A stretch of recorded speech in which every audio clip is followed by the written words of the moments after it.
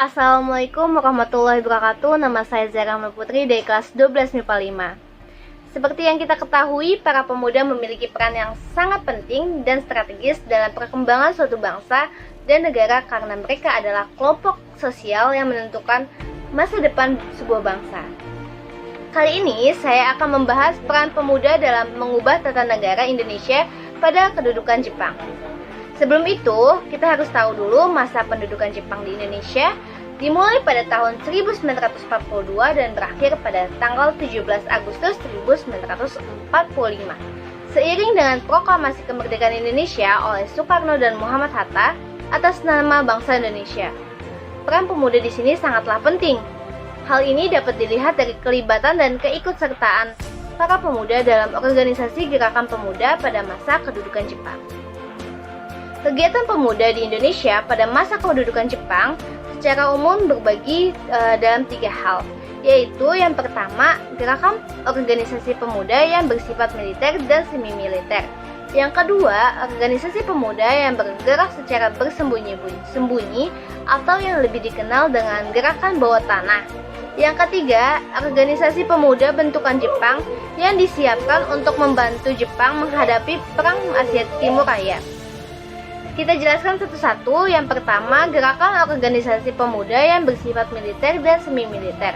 Pada tahun 1943, organisasi-organisasi militer dan semi-militer mulai dibentuk. Di antaranya ada Keibodan, ada Heiho, ada Seinedan, ada PETA, ada Gyugun di Sumatera, serta Fujinkai khusus untuk perempuan.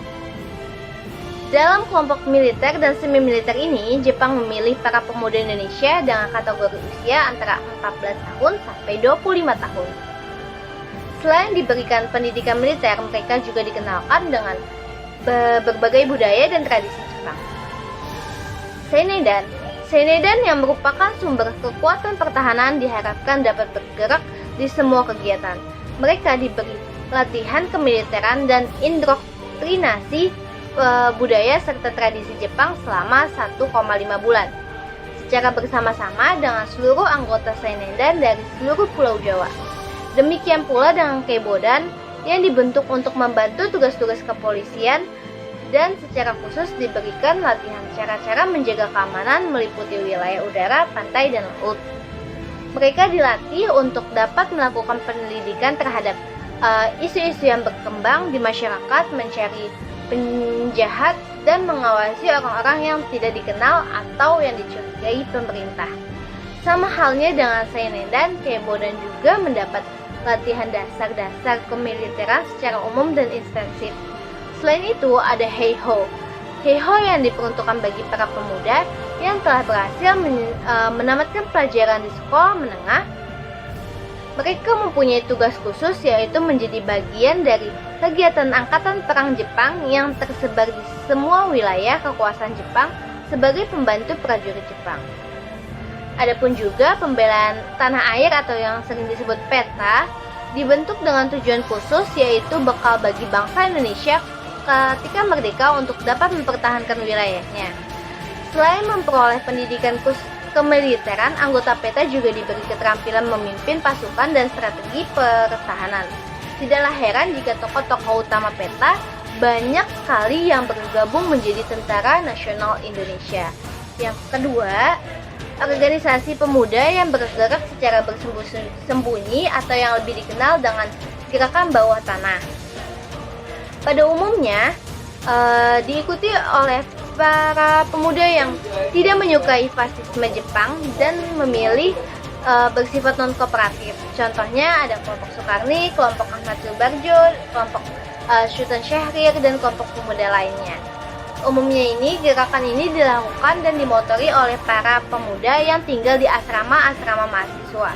Syahrir dan Amir Syafruddin merupakan 2 orang motor penggeраkan organisasi di bawah tanah ini.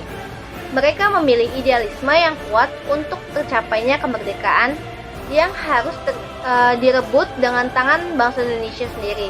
Sikap mereka menolak kerjasama dengan pemerintahan membuat kelompok ini sering menemui konflik dengan penguasa Jepang.